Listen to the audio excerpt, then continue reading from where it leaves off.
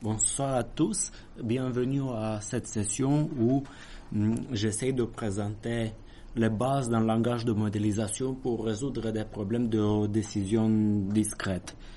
Vous avez déjà vu ce slide avec moi il y a une semaine, si ce n'est pas le cas.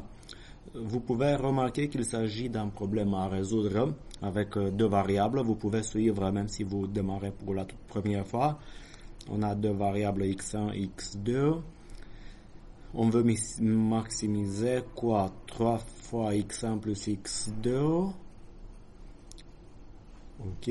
Avec deux contraintes. 8 fois x1 plus 4 fois x2 inférieur ou égal à 20. Et 6 fois x1 plus 4 fois x2 inférieur ou égal à 32. Vous savez pourquoi je présente ça? Si jamais vous oubliez la syntaxe du langage, gardez une référence vers un slide comme celui-ci et vous pouvez revenir. Est-ce que vous vous rappelez le problème qu'on a modélisé avec ce code? C'est-à-dire le voleur de la banque? Oui, c'était le problème du cambrioleur. Parce qu'on avait une barre d'or, ça rapporte 300 000 euros. C'était ce problème-là. Donc vous pouvez regarder ça pour avoir une référence au niveau de la syntaxe. Ok. Donc j'ai imprimé cette page pour vous. Du coup, on va aussi garder une référence pour des problèmes un peu plus complexes. Si vous regardez ce code-là, je l'ai fait avec vous la dernière fois.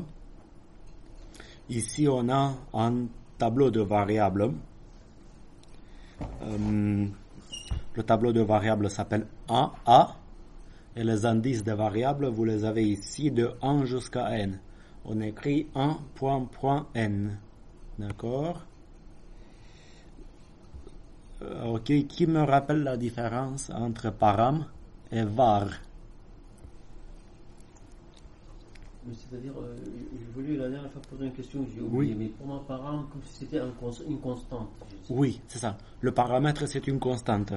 La valeur de n, en fait, elle est donnée ici, après le data, à la ligne 9. C'est une valeur fixe. On a figé n égale 4. Var, c'est ce qu'on appelle une variable de décision. Ça veut dire que le solveur peut chercher la bonne valeur de x pour optimiser l'objectif qu'on se donne. Ici, on veut optimiser somme de AI fois XI. Ok. Vous remarquez la quatrième ligne, on a écrit ST à la place de subject2. C'est plus facile. D'accord. On a la fonction objectif. On l'écrit obj 2 points. Ok. Et on a parlé la dernière fois et on va revenir au niveau de l'écriture de la solution.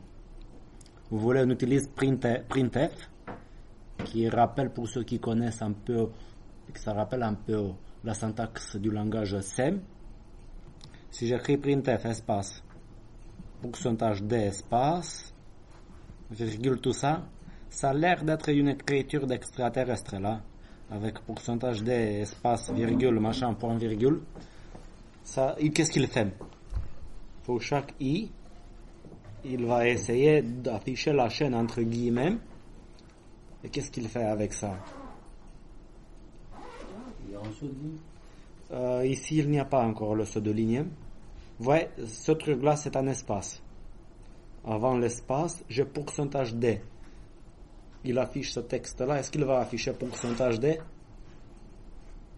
Il va afficher à la place de ça xi. Oui. Il va remplacer pourcentage d avec xi. C'est ça l'idée. Pourquoi avec xi? Il va remplacer pourcentage d avec le truc après virgule. Ici, j'ai mis xi. Donc, j'ai voulu rappeler ce slide pour se remettre dans le banc. Est-ce que vous avez des questions sur cette page de code? Je l'ai imprimé, vous l'avez. Je sais pas, donc Si vous avez des collègues à vous qui veulent ça, ça peut servir votre pénothèque. Vous tournez la page, vous avez ce code-là. Est-ce que vous auriez des questions sur le code que je viens de vous donner? Vous pouvez regarder face verso. On a résolu ça la dernière fois avec ce code-là. J'ai voulu démarrer avec la séance avec ça. J'ai voulu rappeler ça. Est-ce que vous auriez des questions par rapport à la page que j'ai imprimée? Oui, par rapport à la première. C'est-à-dire, ce que je vois là, oui, c'est que pour moi, c'est qu'il s'est planté et il nous dit qu'il faut écrire un integer. Oui.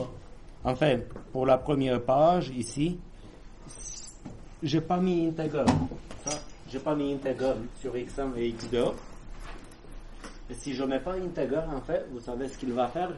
Vous pouvez avoir l'intuition. J'ai oublié de mettre integer. Du coup, il va faire quoi? C'est-à-dire, à la compilation, il y aura une erreur de syntaxe? Non, c'est pas forcément une erreur, mais il va penser à quelque chose qui... C'est peut-être pas discrète, mais... C'est ça, c'est pas discret. Lui, il va penser que c'est une variable qui peut prendre n'importe quelle valeur, 0, 1, 0, 2.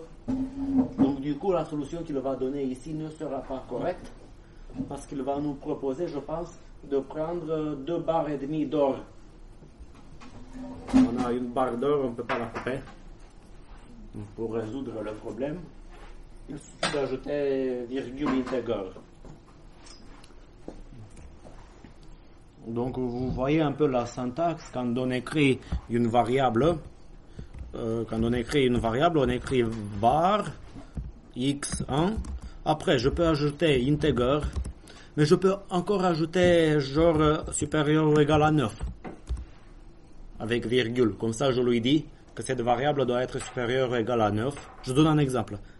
Je peux ajouter inférieur ou égal à 12. Je ne sais pas, et point virgule.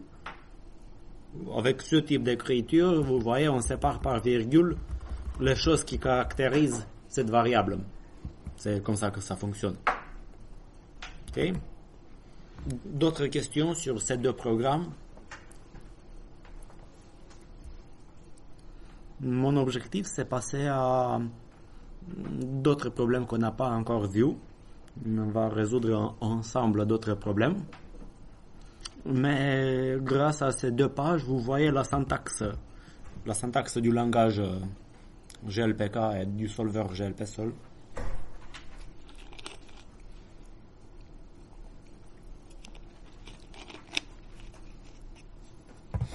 Je dois avouer que je trouve la syntaxe un peu difficile à suivre, parce que surtout si on n'est pas habitué avec ce type de langage,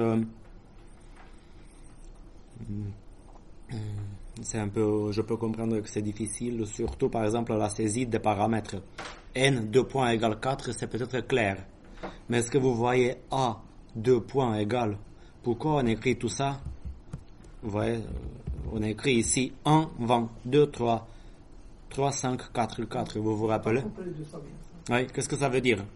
Je peux dire, mais je peux me S'il vous plaît, oui. je vais juste participer. Ouais. Si je donne 1, la valeur 1, aussi on évalue, parce que là on l'avait, ça donnera 20, le maximum ça serait 20. Non, en fait on a n, en fait oui et non. On a n égale 4, on a 4 positions. On a une table, la Oui. position 1 correspond à 20. Oui, la première position, je mets 20, je vais écrire comme ça. On a un tableau de 4 valeurs. La première position, c'est combien? 20. La deuxième, c'est 3.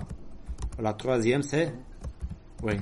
Et la dernière, la quatrième, c'est 4. C'est comme ça qu'on écrit. Et vous allez voir aujourd'hui avec moi, si on veut saisir une matrice, un tableau à 2 dimensions, c'est encore plus compliqué. Ok? Je n'ai pas compris d'où ça sort ces valeurs-là. Parce que peut-être j'ai raté la source de la semaine passée. Mais... Regardez, j'ai param 2 points égal. Oui. Et ici, comment on saisit ces valeurs-là? Il y a 2 colonnes. Les valeurs que j'ai ici viennent de la deuxième colonne. 2304 en fait. Ouais. Et ça indique quoi? ça indique le 1, ça indique que la première position du tableau A, c'est 20. Donc du coup, vous voyez, sur 1, il est à la première position. Donc je mets comme ça, le tableau il est là. Vous voyez, ça me donne le 20. Il est là à la première position, vous voyez. Je dois installer ces valeurs, est-ce qu'ils sont donnés ou pas donnés? Sont donnés. Dans le programme. Oui. Voilà, c'est ça, d'accord. Oui, le 3 il est là. C'est moi qui les a saisis comme ça. C'est pas le logiciel qui va chercher à donner une valeur ça c'est fixe. Ça fait partie de ce qu'on appelle l'entrée du problème.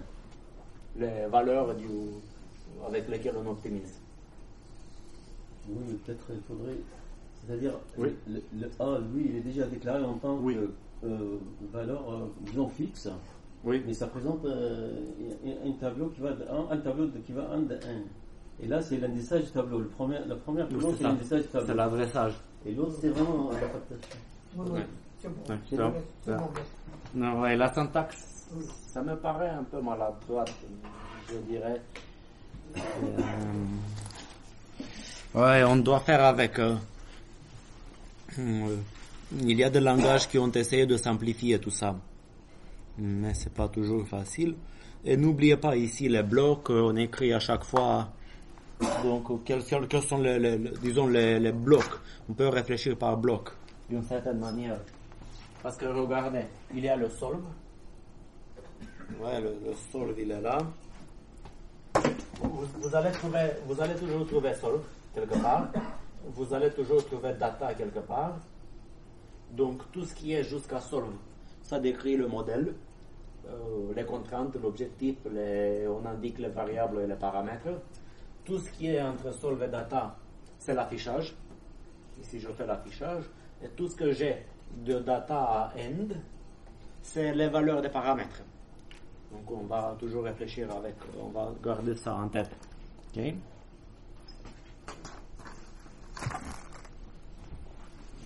Et avec ça, regardez, j'ai fini cette partie.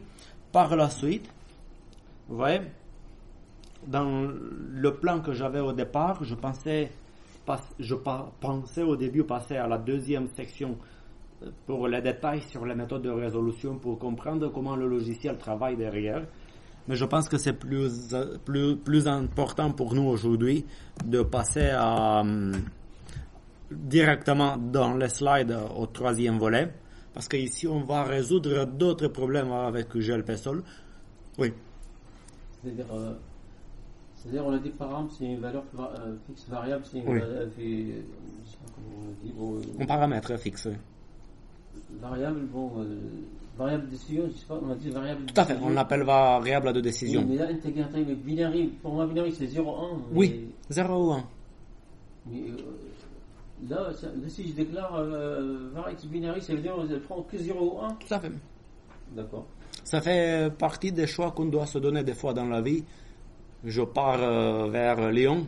Est-ce que je prends la 6, l'autoroute A6, ou je prends l'autoroute A11? Je ne sais plus. C'est ce genre de décisions qui sont binaires, et je vais donner un exemple comme ça, un exemple routier, où une variable binaire, ça représente quoi? Est-ce que je prends l'autoroute A6 ou pas?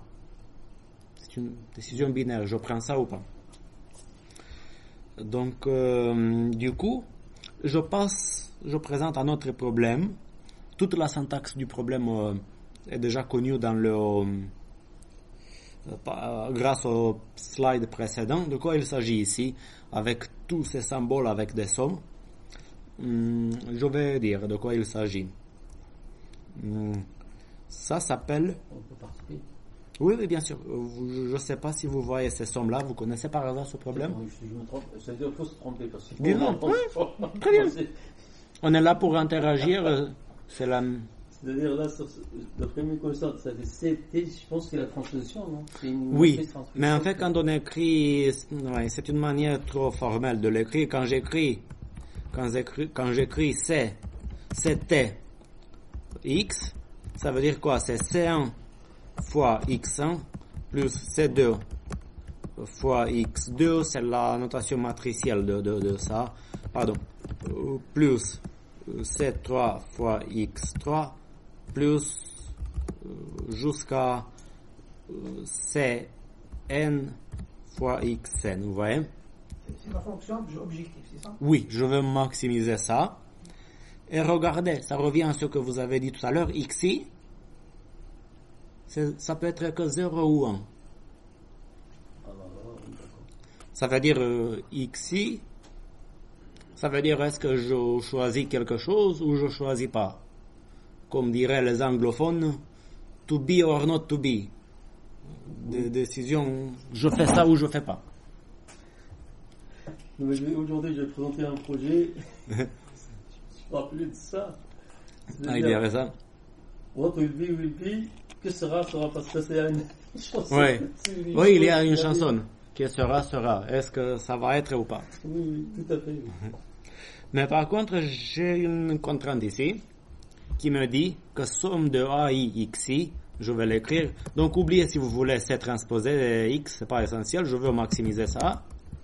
Sous la contrainte, je développe la somme de la contrainte, la deuxième ligne.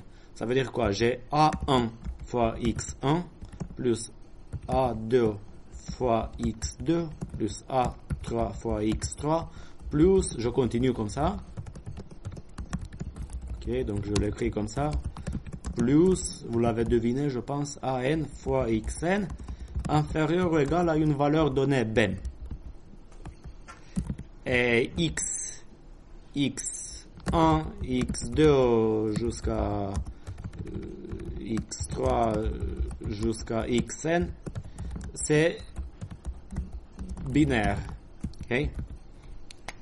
Je vais faire un exemple pour que les choses puissent prendre plus de relief dans une représentation plus terre à terre. Sauf si vous avez une question, une remarque. Vous voyez, les variables, c'est les x. Le reste, c'est des paramètres.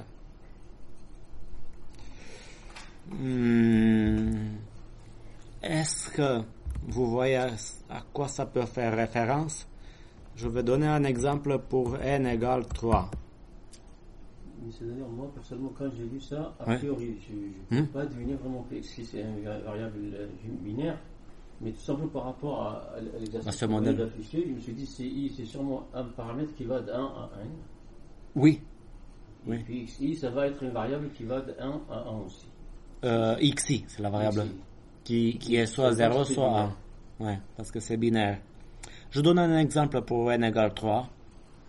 Et je vais donner par la suite peut-être un autre exemple. Mais pour faire simple, juste a égale 3, ok? Je vais prendre c égale 15. Je sais pas. Je vais prendre 30, 20, 15. Je vais prendre a égale, je dois donner 3 valeurs. Je vais dire 3, 2, 1, A, et la valeur de B, disons que je la fixe à, je vais réfléchir un peu. Pourquoi pas prendre B égale 4? Qu'est-ce que je veux modéliser avec ce problème? C'est un problème qui peut apparaître dans la vie de tous les jours. Et je vais écrire ça pour notre exemple avec n égale 3. Ça me donne quoi? 30 fois x1 plus 20 fois x2 plus 15 x3. Je veux maximiser ça, d'accord? Sous la contrainte, 3 x1 plus 2 x2 plus x3 inférieur ou égal à 4. Ok, tout est binaire. x3. Est-ce que vous pouvez imaginer un problème dans la vie de tous les jours qui peut modéliser ça?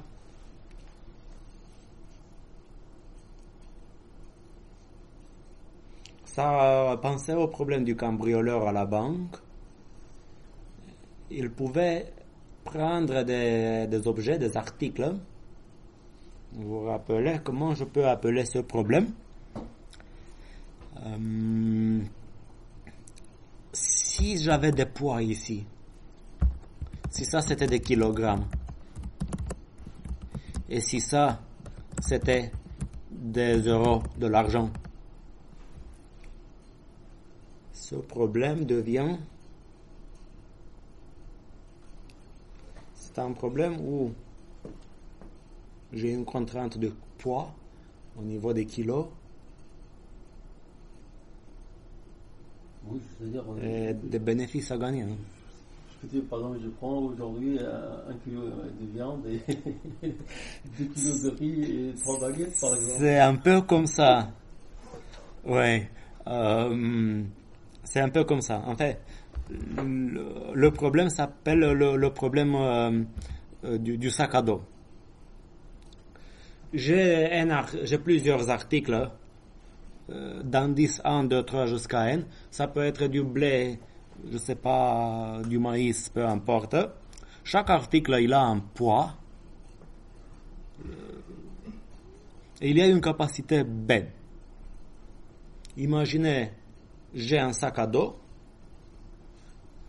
Dans mon exemple ici, mon sac à dos, vous comprenez, 4 kilos. Bon, c'est un peu un bébé sac à dos.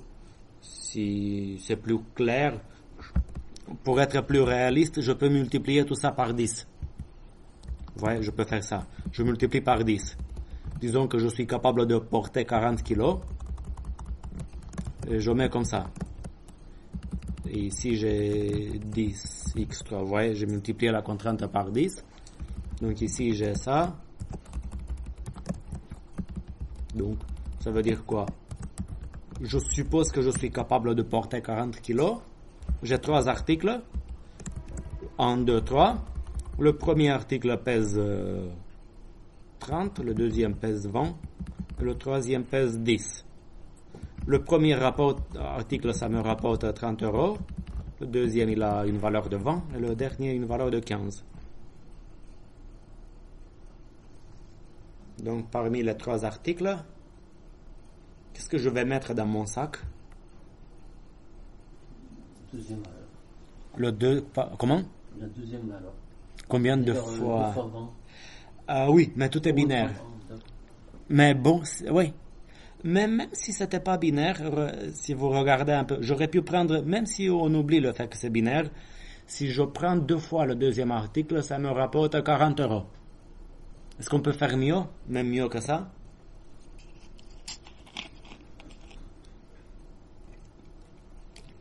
Est-ce qu'on peut gagner encore plus?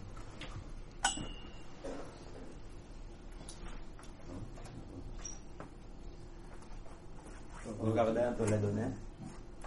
C'est une fois le premier et 2 fois le deuxième. Si vous prenez une fois le premier, 2 fois le deuxième, attention, si vous prenez ça... 40 et 30, ça fait 70. Oui, ça dépasse la capacité. Je peux porter 40 kilos, pas plus. Pardon. Ouais. Pour rester dans les 40 kilos, qu'est-ce que je peux faire?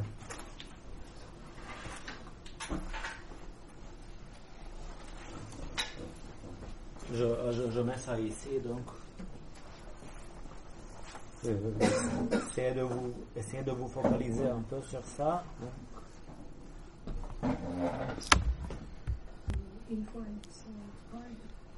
Je peux prendre une fois le premier et une fois le dernier. Oui. Et ça nous rapporte 45 euros. Parce que je gagnais 30 ici. Je gagnais 15 ici. Ça me donne 45 euros. Ok, donc ça c'est un problème d'optimisation discrète. D'accord.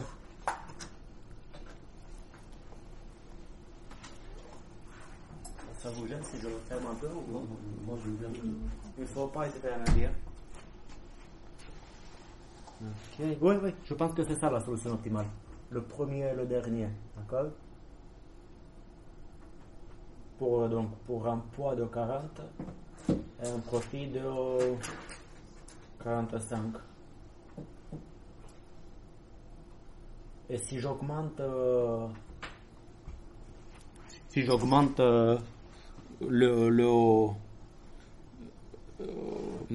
la capacité à 50, qu'est-ce que ça donne comme solution optimale?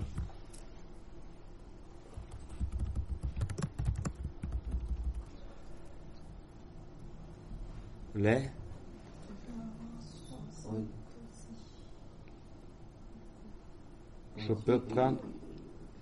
Ça veut dire 20 fois... Ça veut dire x2 prendra peut-être 1. Je peux prendre x2 égale 1, oui. Et x3 égale 2. On reste dans un cadre binaire pour ne pas se compliquer la vie. Ah oui. Pour chaque article, on le prend ou pas. Je peux pas prendre plusieurs copies d'un article. Vous ne pouvez pas prendre plusieurs fois. Non, parce que je reste dans un cadre binaire. Binaire, c'est 0 ou 1. Je le prends ou je le prends pas. Et on prend un x1 et un x2. Oui, on prend x1 et x2. 50 kilos, 50 euros. C'est le mieux qu'on peut faire. Ok, d'accord. Ok. Donc, sur ce slide, vous avez les données et les paramètres. Vous voyez, C, A et B, c'est des paramètres. On va devoir les donner comme paramètres. Ce pas des variables sur lesquelles le logiciel va décider. Les variables sur lesquelles le logiciel va décider, c'est les xi. Donc, je l'ai déjà dit. Xi, je prends l'article i ou pas. Et ici, je me permets de donner un autre exemple. Avec 4, on a 4 articles. Ici, 4, 3, 2, 1, c'est les poids. A, les AI, ça représente les poids. Et C, ça représente les profits. Le problème, il est un peu plus difficile. Qu'est-ce qu'on peut prendre? De mémoire, c'est un peu plus compliqué de mémoire. Parce qu'on a 4 articles.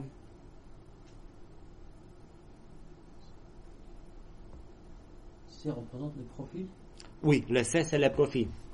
Ah, parce que... Profit, oui, c'est I. Oui, j'aurais pu les appeler P, pour faire simple.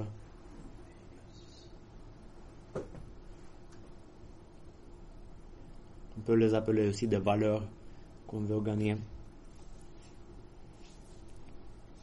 De mémoire, c'est pas trop facile ça.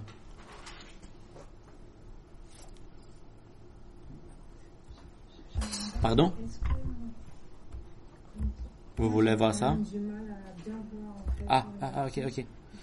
Vous avez raison, oui. Comme ça? Oui, c'est pas mal. Comme ça, vous la voyez. Pardon.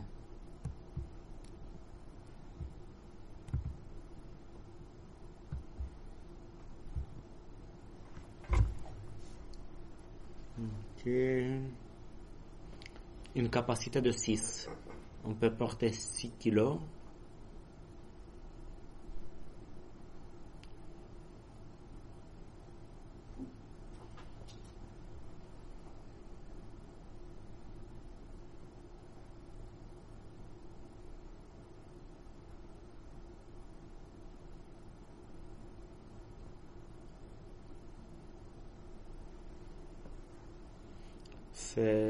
On est dans un problème, on peut supposer qu'on est quelqu'un qui veut vendre ça, si vous voulez. On veut vendre ça à quelqu'un qui peut acheter 6 kilos de quelque chose. On doit lui vendre le plus. L'objectif final. On a le droit de prendre la même chose plusieurs fois. Non. On reste dans un cadre binaire. Je suppose que j'ai 4 choses que je peux lui donner.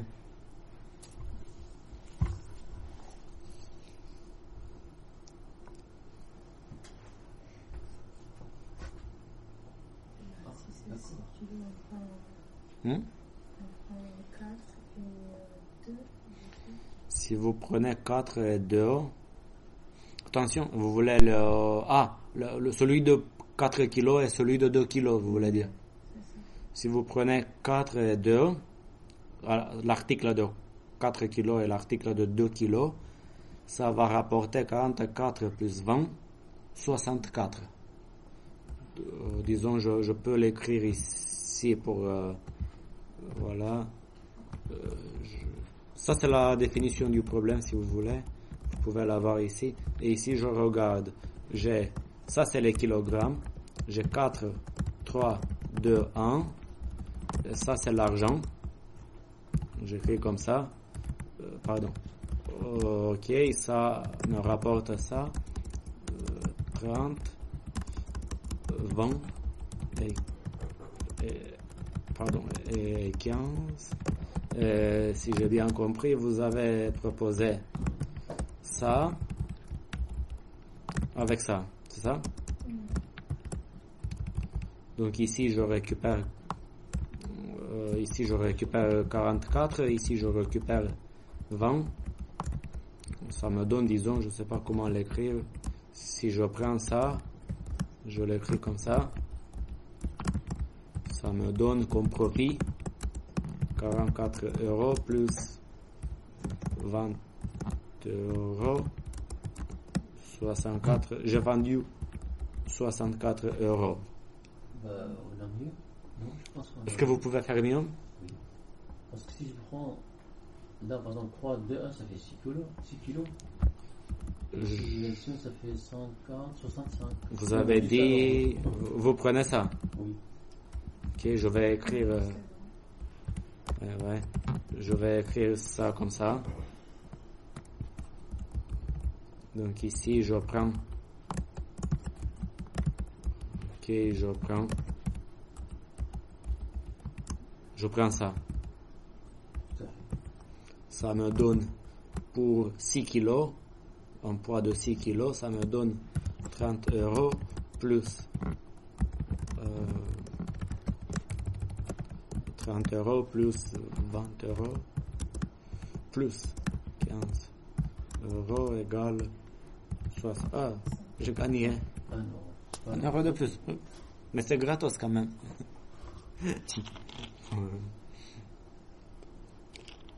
Oui, je pense que c'est ça la solution optimale.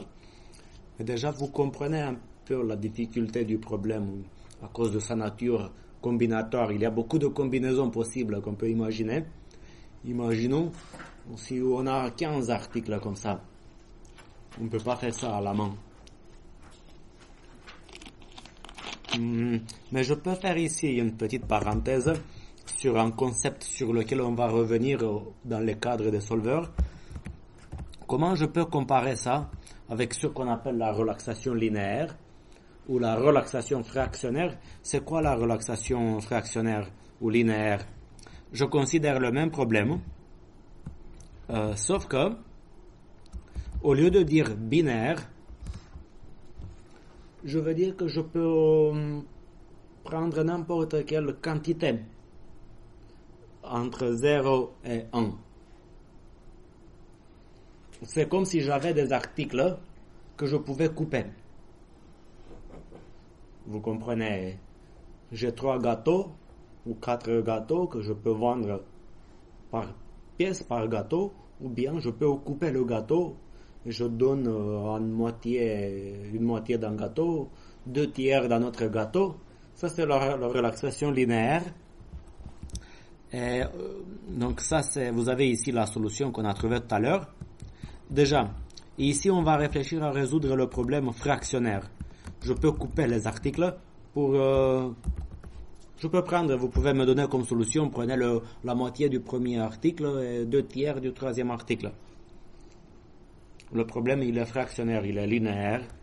D'accord? Là. Quelle est la solution optimale dans ce cas-là?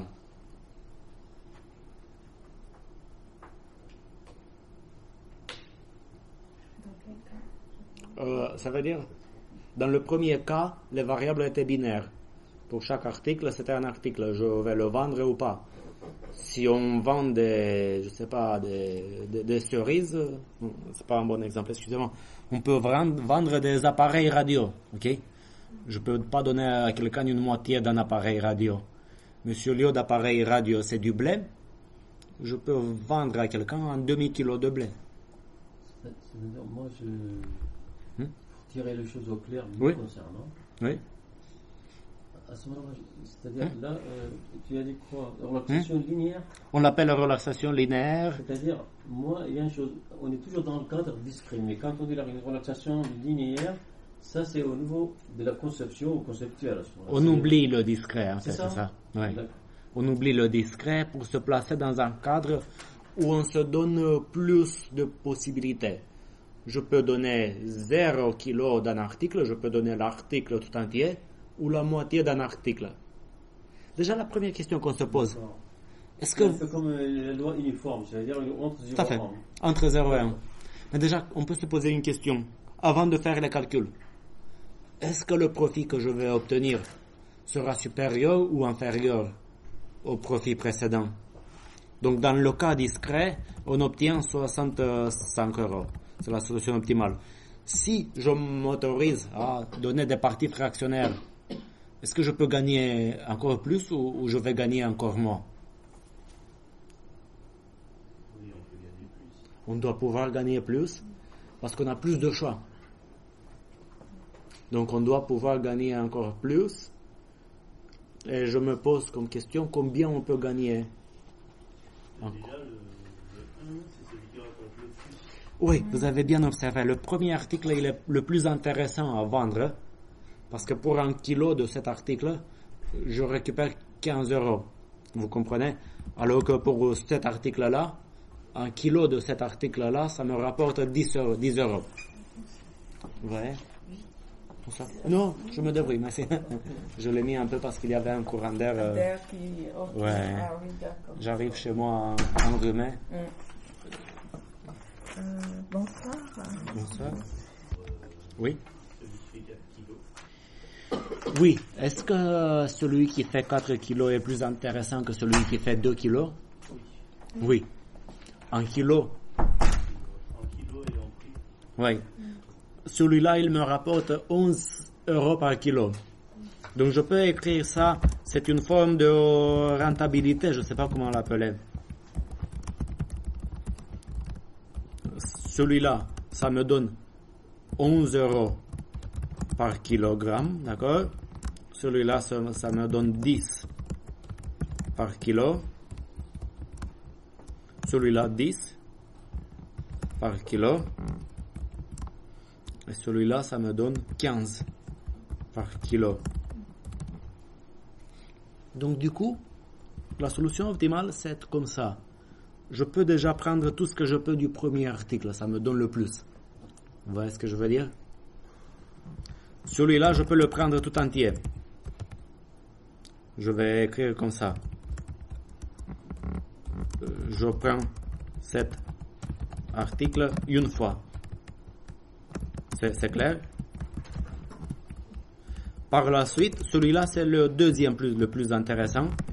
Et j'ai de la place pour le prendre en entier. J'ai déjà consommé, je peux dire comme ça, 5 kilos. Grâce au fait que je peux prendre des...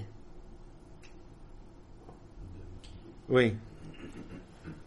Je peux compléter avec... Je peux compléter soit avec ça. En termes de ce qui me rapporte par kilo, c'est la même.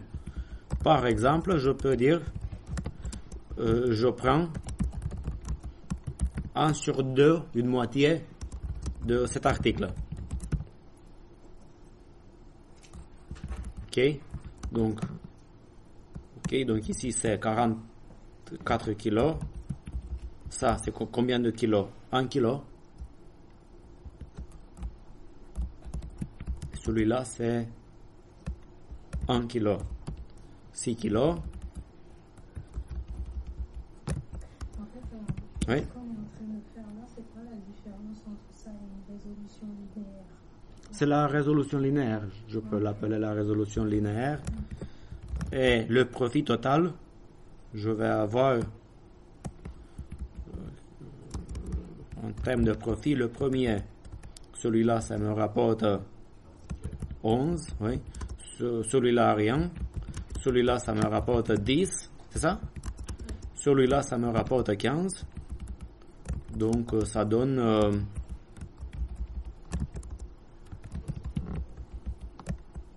corrigez-moi. Le premier, c'est 44. Oui, bien sûr. Et si je fais l'addition de tout ça, ça me donne... Tac, 69. 60, c'est ça? 69 euros. Ici, j'étais à 65. C'est mieux. Mais il y a une deuxième différence entre les deux problèmes. Déjà, c'est mieux. Si j'utilise cette relaxation linéaire, je passe dans le cadre linéaire ou fractionnaire. La deuxième version du problème, elle est plus facile à résoudre aussi. Parce que le même problème en variable réelle, il est toujours beaucoup plus facile à résoudre. Et si on le voit un peu, parce que vous voyez comment on peut résoudre ce problème, même si on avait 15 articles, vous savez comment on peut résoudre ça? On calcule le prix au kilo pour les 15 articles, on trie les articles en fonction de ce que ça rapporte, et je prends le premier, le deuxième, et je remplis le sac jusqu'au moment où je peux plus rien ajouter. Et c'est la solution optimale, et ça marche.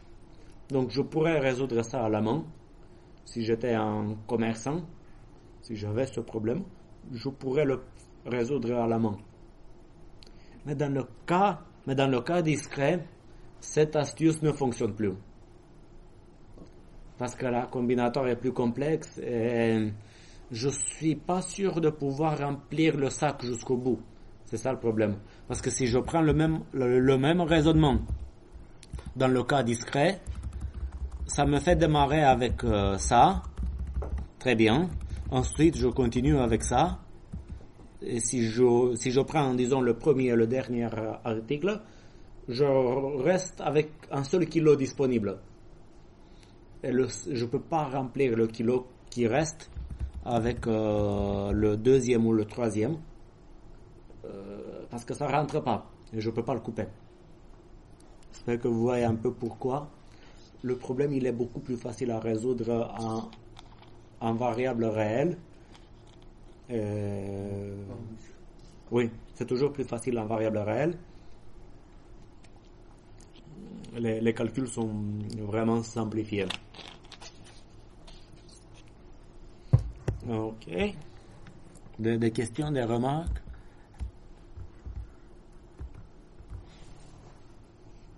Ok. Comment? Donc, pour écrire le code GLP Sol de ce problème-là, déjà, vous regardez, il faut coder ça. On aura besoin de quoi? D'un paramètre B, d'un paramètre A, d'un paramètre C, de variable X. Ça ressemble au code que je vous ai donné, le deuxième code que je vous ai donné, au sens de la structure du code. Ça veut dire, je reviens de mémoire, voilà. Vous avez cette feuille-là, vous pouvez la garder sous vos yeux à côté. Ceux qui me suivent à distance, essayez de faire une capture d'écran.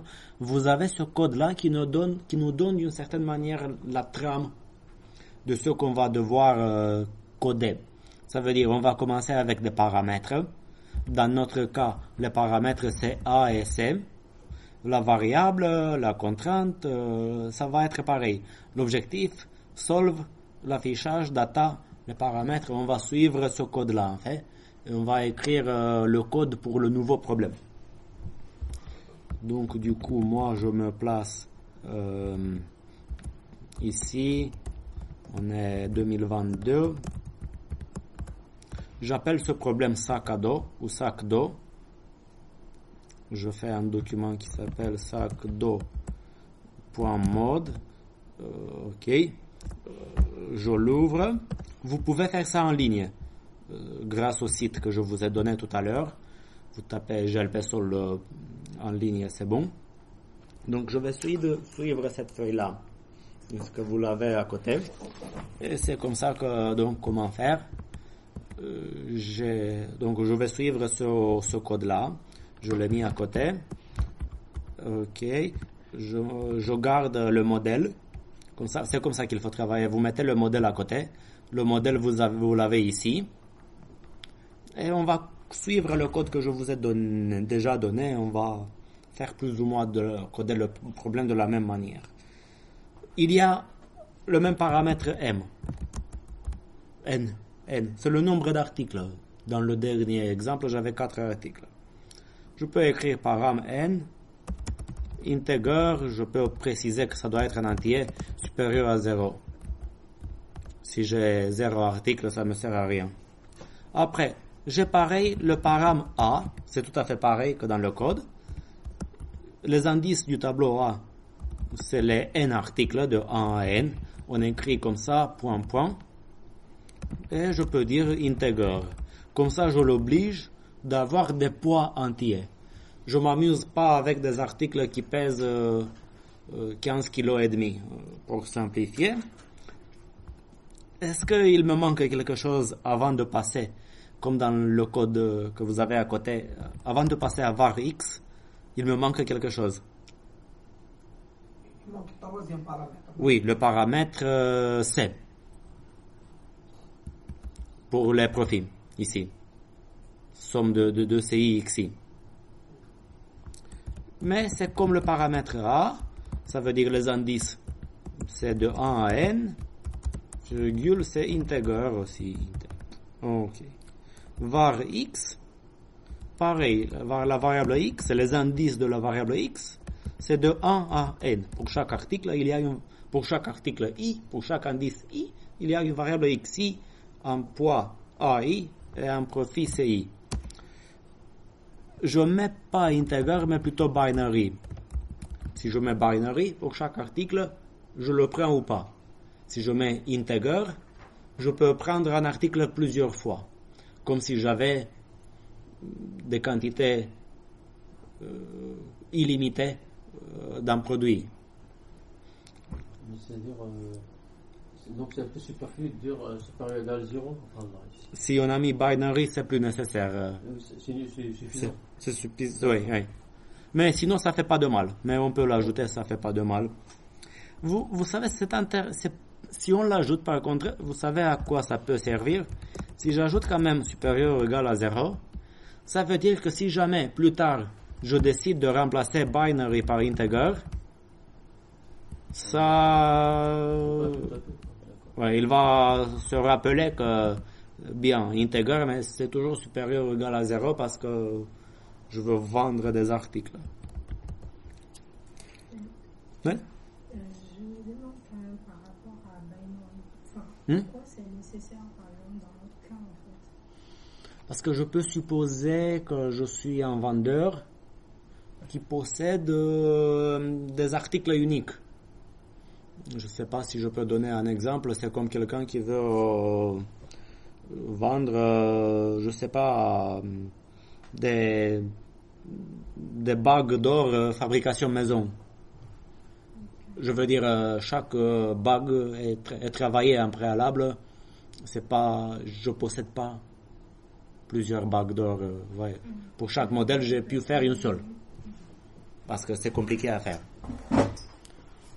Mais dans l'énoncé du problème, il n'y avait pas ce facteur. En fait, vous le voyez ici, si j'écris xi appartient à 0,1, en fait, on le voyait comme ça. Oui? C'est juste... mais je veux dire, est-ce qu'il y a des problèmes où on peut dire strictement supérieur à 0 pour les variables binaires x, ça pourrait servir? Strictement supérieur, oui. Ça veut dire que ça m'oblige de prendre au moins l'article au moins une fois. Voilà, c'est ça. Oui. C'est possible, oui. En fait, moi j'ai donné des exemples de la vie de tous les jours, mais les gens qui utilisent ça peuvent l'utiliser dans un cadre industriel où on peut vendre de l'électricité, du gaz, toutes sortes de choses. On peut vendre des tableaux, des pièces d'art. Là, on n'a pas plusieurs copies de la Joconde. Non, une seule. Pourquoi on ne déclare pas B? P? Quel P? B. Intervalle B. Ah, j'ai oublié. Oui. Des fois, on peut mettre en lui rendre. Oui, mais pour faire simple, je la déclare juste après N. Param B, virgule integer. Oui, supérieur à 0, point virgule. Vous pouvez mettre un peu ce symbole, hashtag, comme sur Twitter. Je peux indiquer le poids limite, le poids max, la capacité. Je peux l'écrire comme ça. Ok, ça, le nombre d'articles. Comme ça, quelqu'un qui essaie de lire ça, il a une idée. Oh. Les B supérieur à 0 et pas A à côté. A, c'est ici. A supérieur à 0 aussi, je peux mettre. Bien sûr. Tous les poids sont supérieurs à 0. Et les profits aussi supérieurs à 0. Et quel stage, par exemple, dans le point du cambrioleur, c'était var de x était binaire. Oui. Ici, c'est integer. Ah, non, ce que je parlais, c'est binaire. Donc, binaire, c'est 0 ou 1. Oui. Integer, 0, 1, 2, 3, 4, 5. D'accord. Mais ici, je suis dans un cadre binary, comme le problème a été posé au départ. Si vous voulez, vous pouvez aussi l'écrire comme ça, inférieur ou égal à 1, et integer. Ça revient au même. C'est entier. Mais un entier supérieur ou égal à 0 et inférieur ou égal à 1, ça veut dire que c'est binaire. Une autre manière d'écrire pour voir les possibilités du langage. D'accord? Par la suite, vous pouvez suivre le code que j'ai imprimé. Après, c'est ST-C-concept. S transpose X, ou est-ce qu'on peut commencer avec l'objectif peut-être? Parce qu'on peut facilement copier l'objectif du problème que vous avez dans ce code-là, je veux dire. Maximiser directement? En fait, vous pouvez donner l'objectif avant les contraintes ou les contraintes avant l'objectif. Il n'y a pas de problème, mais l'objectif est plus facile à copier du code que vous avez déjà. Parce que je vais écrire maximize.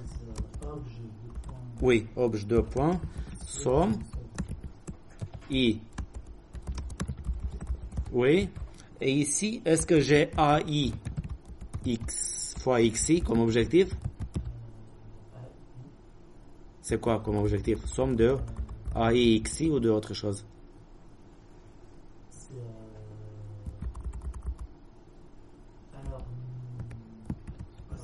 Non, c'est pas CI. C'est xi. Oui. On a écrit la fonction objectif et après j'écris l'unique contrainte s.t, ça vient de l'anglais subject to, espace st, s ça vient de l'anglais subject to. Des fois on a écrit subject to, des fois on a écrit st, tel que. Et là, je dois écrire le nom de la contrainte. Je peux l'appeler C. Oui, C underscore poids. Poids max, c'est clair? Vous voyez ce que je veux dire? C'est bon? Le poids max. Ou bien la contrainte de poids, tout court. C'est une contrainte au niveau du poids que je peux prendre. J'ai C poids. Et pourquoi je l'ai écrit comme ça? C'est parce que je peux déjà un peu copier ce que j'ai écrit pour l'objectif. Est-ce que vous avez l'intuition? Qu'est-ce que je dois taper? J'ai une somme.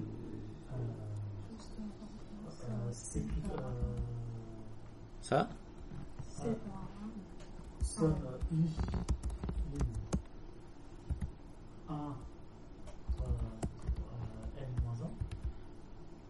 Ici, on a travaillé avec n-1 parce que dans la même contrainte, on avait xi et xi plus 1. Ce n'est pas dans le code à laquelle on fait référence, que vous voyez sur ça, on a fait une somme de i avec i de 1 jusqu'à n-1 parce que dans l'expression, il y avait xi et xi plus 1. Et à cause du i plus 1, je ne pouvais pas aller jusqu'à n, mais ici je peux aller jusqu'à n, non?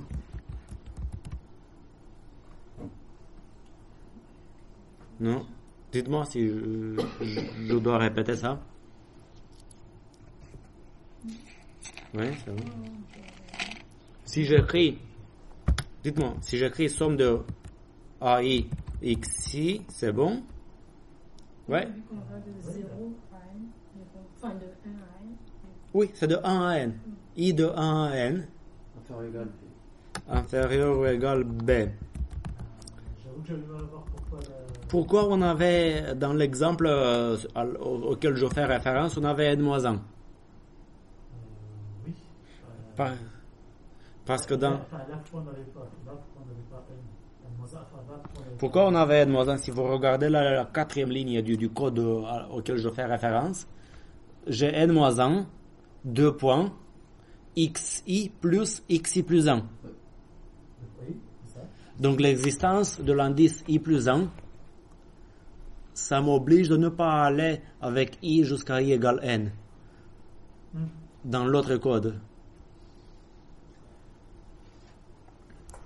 Donc dans l'autre code, on avait, je copie ce qu'on avait dans l'autre code, je mets un commentaire. Ici j'ai ça. Dans l'autre code, on avait une somme. I, in, 1, point. Donc ici, je dis que c'est jusqu'à n. Dans l'autre code, j'avais n plus 1, parce que quelque part dans la contrainte que je vais copier la contrainte que j'ai ici, j'ai x, i plus x, i plus 1, inférieur ou égal à 1.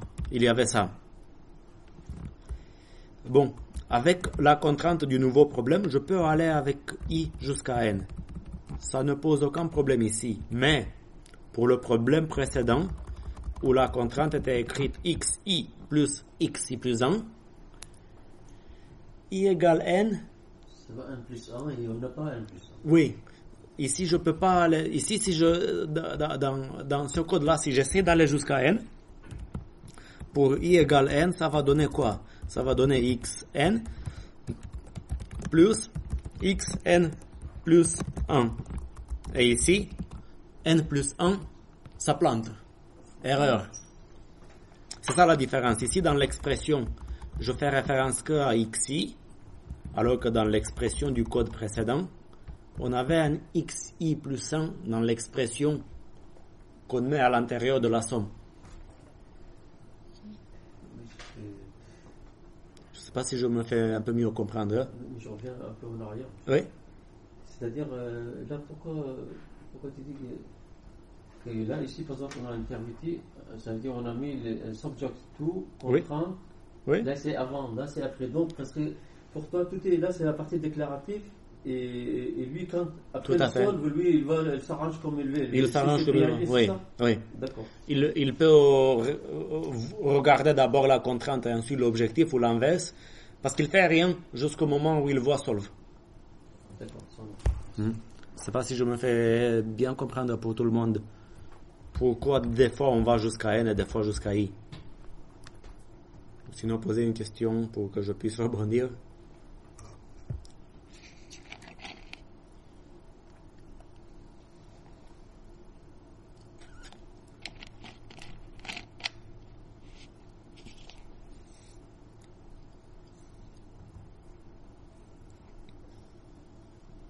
Ok, donc ici, de toute façon, on a somme de AI, XI. Voilà, il y a même une faute dans les slides, n'hésitez pas à me dire. Regardez ce que j'ai écrit ici. Une faute de frappe. J'ai écrit somme de t égale 1 jusqu'à n. C'est i. Il faut que je corrige ça. Somme de i. J'ai somme de i jusqu'à n. Donc, pour être sûr que j'ai compris, si j'avais écrit, juste pour voir,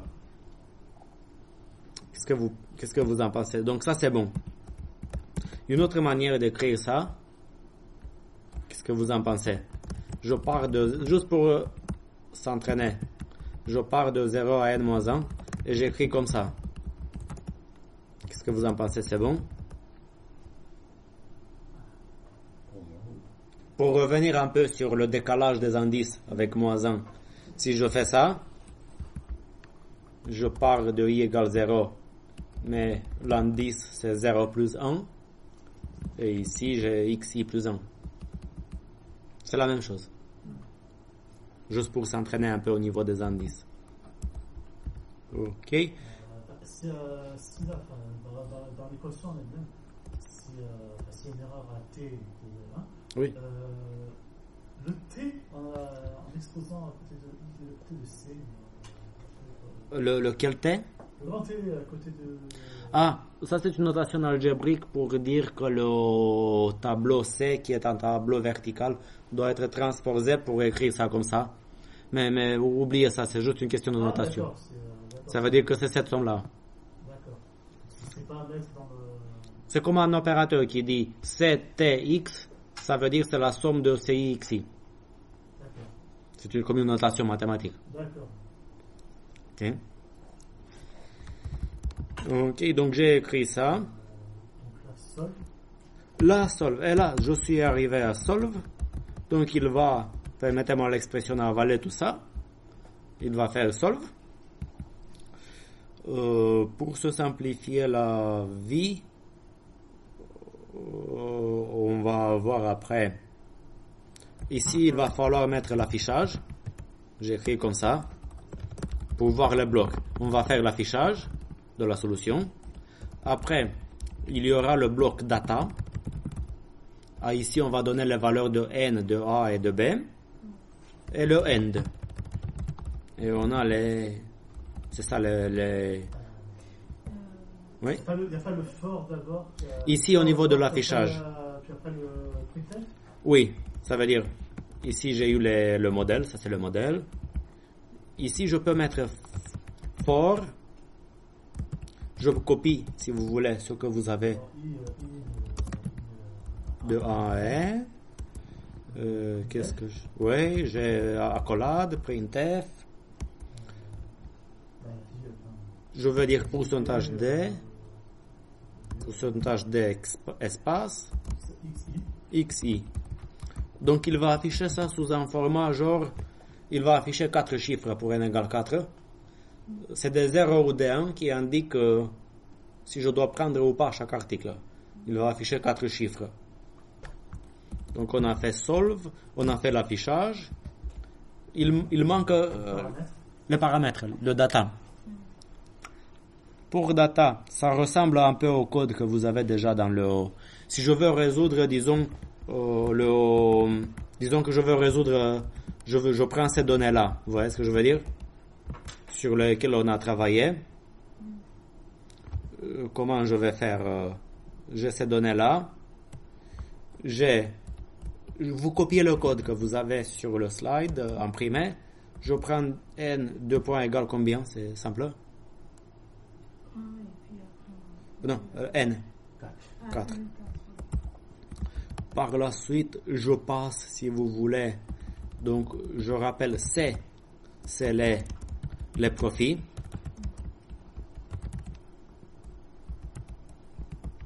Et A, c'est les valeurs. Non, les poids. Et je commence, disons, avec les poids. Avec A.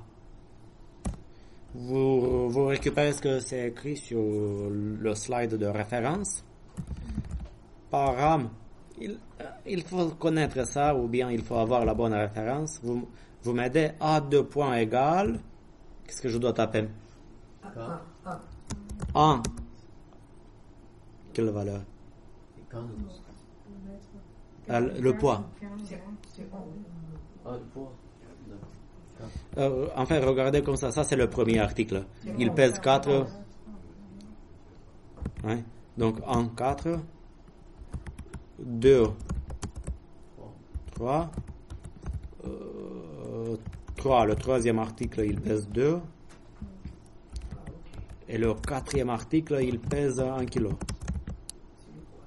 Oui, c'est le poids. Point virgule. Et pareil pour C. param, c'est 2 points égale 1. Quel est le prix du premier? Le tout premier, c'est le prix total, pas... C'est pas par kilo. Non, pas par le prix total. C'est 44. Ouais, c'est ça. Le deuxième, 30. Le troisième, 20. Et le quatrième, 15. Et point virgule, n'oubliez pas. C'est ça. Et je pense qu'avec ça, on est bon, on a codé ce problème. Ok. Je pense que il faut juste l'exécuter pour voir ce que ça donne. Dans l'exemple qu'on a là, ici for il y a un point virgule avant la colonne, alors que là il n'y a pas. Ici, point virgule A, bonne observation. C'est sûr que si je mets le point virgule, c'est correct. Mais si je l'enlève, je suis pas sûr. Je pense qu'il peut l'accepter parce qu'entre les accolades, il y a une seule chose. Mais on doit retenir ça parce que si jamais ça marche pas, il va nous donner une erreur. Mais si vous voulez pour vous apprendre aussi à chercher un peu les erreurs, laissez-moi juste faire une erreur tout bête. J'écris integer, je mets comme ça, 2 R, juste pour qu'il me signale une erreur et pour voir comment la résoudre. Donc il y aura une erreur ici, il y aura peut-être une erreur, le point virgule qui manque ici. Je dois avouer que je suis pas sûr. Dans beaucoup de langages, il n'est pas nécessaire de mettre point virgule s'il y a l'accolade tout de suite. Et on essaye, mais bien sûr, il y a peut-être d'autres erreurs encore. Ouais. Je l'ai oublié. Bien vu. Param B2 points égale combien? 6. Oui, la capacité. Merci. Mais vous savez ce que je vais faire? Je vais faire semblant de... Je vais dire que je l'ai oublié. Donc déjà, il y aura B qui manque. Il y aura integer ici. Il y aura peut-être un point virgule ici. Peut-être d'autres choses. Pourquoi je fais tout ça? Pour que vous soyez jamais découragé si vous écrivez du code, vous essayez de l'exécuter, et il y a une erreur. Ça fait partie du processus, ça fait partie de la vie. L'essentiel, c'est de savoir récupérer les erreurs. Moi, au niveau du TP-Noté, généralement, si quelqu'un me donne pour ce problème une solution comme ça, avec quelques petites erreurs, il peut avoir, je pense, 2 tiers des points sans aucune...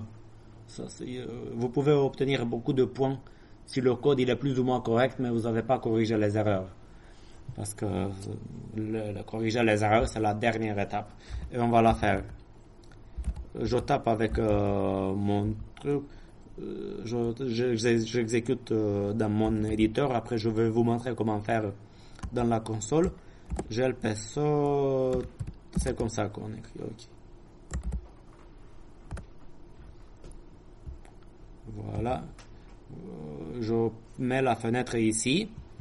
Il dit qu'il y a un problème à la ligne 5. Donc ici, essayez de me suivre pour savoir comment récupérer les erreurs. Problème à la ligne 5. Il donne ce qu'il appelle le contexte. Et regardez le dernier mot du contexte. C'est là qu'il y a un problème. C'est là qu'il n'a pas compris. Le dernier mot. En fait, il vous dit que le dernier mot à la 5e ligne, ça va pas. Pourquoi j'ai mis RR ici? Je regarde. C'est bien la 5e ligne. Si vous voulez, j'affiche le numéro de ligne. Je suis à la 5e ligne, c'est pas integer. On a résolu ça. Je redémarre la compilation avec GLPSol. Là, problème à la ligne 9. Et regardez juste à la fin. Il y a un problème ici. Et ça doit être le point virgule que vous avez anticipé. Il y a une erreur dans printf. Il manque le point virgule ici. D'accord. Je l'ajoute. j'exécute encore une fois, il va manquer au minimum la valeur de B. Et voilà. Ici, s'il dit qu'il y a un problème à la ligne 7, no value for B. Pas de valeur pour B.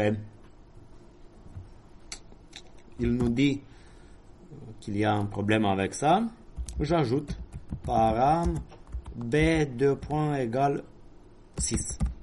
Point virgule. Et là, je croise les doigts. On peut faire la prière. On espère qu'il n'y aura pas d'autres erreurs. Ah, il a réussi. Il a trouvé une valeur. On n'affiche pas la valeur optimale. On ne l'a pas affichée, on doit l'afficher. Mais il me dit que c'est ça la sélection des variables. Ça veut dire il faut tout prendre sauf le premier. Si je reviens ici, oui, il faut tout prendre sauf le premier. Vous voyez, pour faire plus joli l'affichage, j'ajoute ici printf. Des sauts de ligne, vous voyez. Vous vous rappelez, ça c'est des sauts de ligne. J'ajoute ici des sauts de ligne. Vous voyez, ça c'est l'affichage de la solution. Pour que le texte qui indique la solution ne soit pas, disons, au milieu d'autres textes, j'ajoute des printf comme ça, avant et après, vous voyez. Il m'affiche mon truc ici au milieu, c'est plus clair à voir. Et j'affiche aussi l'objectif. Je peux dire printf. Je peux écrire comme ça, profit total, max, 2 points, pourcentage D, je ferme les guillemets, virgule, OBJ.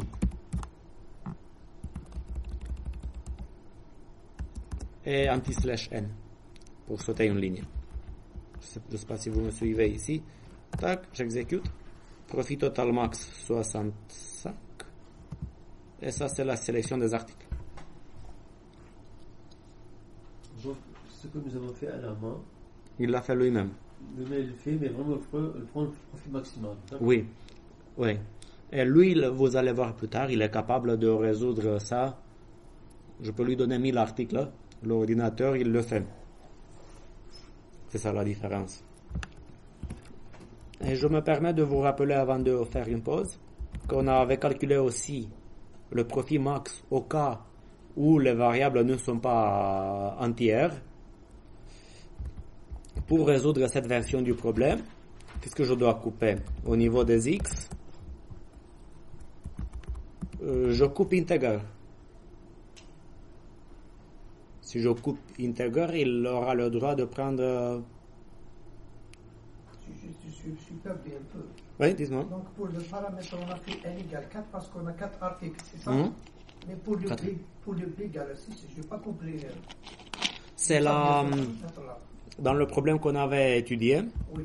On avait une capacité, je ne l'ai pas écrit ici, on avait une capacité de 6 kg. Oui, en fait, c'était dans les slides. Oui. Dans les slides, j'avais écrit B égale 6. B, c'est la capacité. On ne peut pas prendre plus de 6 kg. D'accord.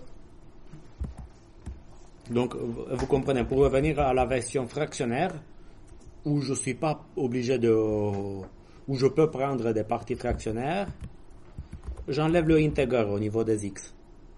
Je reste avec ça. Chaque xi, c'est quelque chose de supérieur ou égal à 0 et inférieur ou égal à 1. N'importe quelle valeur. Et on va voir ce qu'il va nous donner. Qu'est-ce qu'il doit nous donner? Si on ne s'est pas trompé ici, il va prendre le premier article en entier, le dernier article en entier, et une moitié du troisième article. Oui, en fait, il y a plusieurs solutions optimales. Il peut prendre aussi un tiers de cet article. On va voir. Et j'exécute le même problème. Là, c'est une erreur de ma part, en fait. Si j'affiche une telle solution, je dois vous dire ça. En fait, ici, c'est plus entier, d'accord? Alors, au lieu de pourcentage D, on doit écrire pourcentage F. Fractionnaire, oui. Ou float. Et voilà ce qu'il a pris. Le premier, le dernier, et entier du deuxième. C'est pas la solution qu'on a trouvée nous, mais c'est la même chose parce que, je sais pas si vous vous rappelez, ici le deuxième et le troisième article, ça me rapporte la même valeur au kilogramme. Je sais pas, donc je peux soit prendre une moitié de cet article ou je remplace avec, si vous voulez pour que les choses soient claires, je peux prendre 1/3 de cet article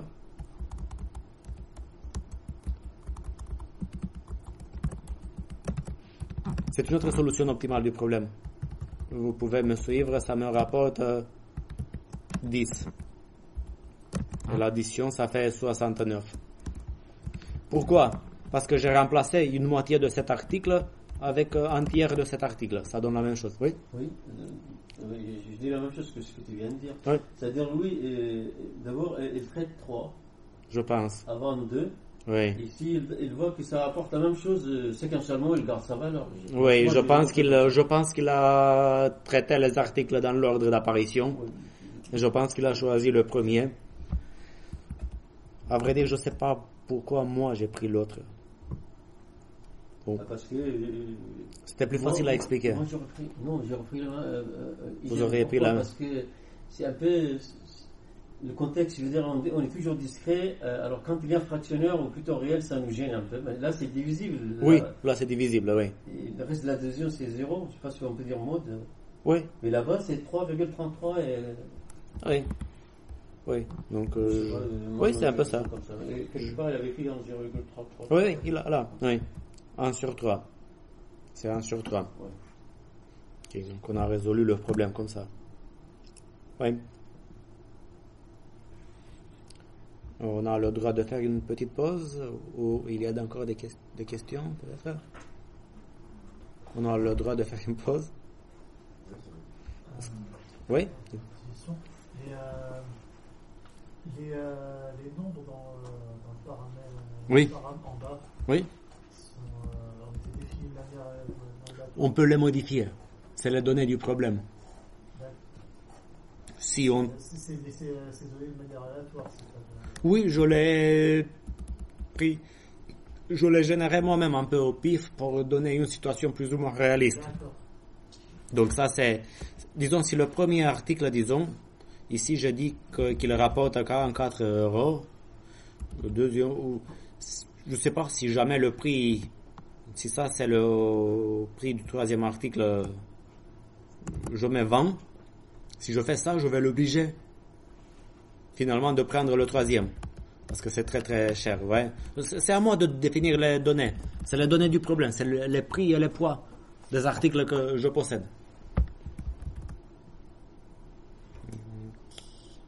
Question? Oui. C'est-à-dire, le GPSol, en ce qu'on fait, oui. C'est vraiment interactif. Il n'y a pas un nom pour le programme. On le fait, on l'exécute. Oui, si vous voulez le nom du programme, pour moi, il apparaît ici parce que le fichier s'appelle sac2.mode.